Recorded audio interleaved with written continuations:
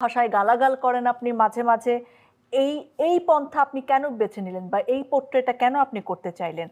এইটার কি কোনো বাজে প্রভাব আমাদের সোসাইটিতে পড়ে বলে আপনি মনে করেন না?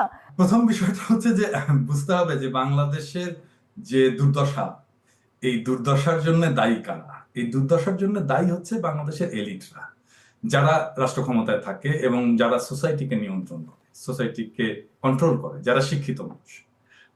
এবং দেখেন, এরাই বাংলাদেশের সম্পদটাকে বিদেশে পাচার করে, এবং সেই কারণেই বাংলাদেশের এত দুর্দশা।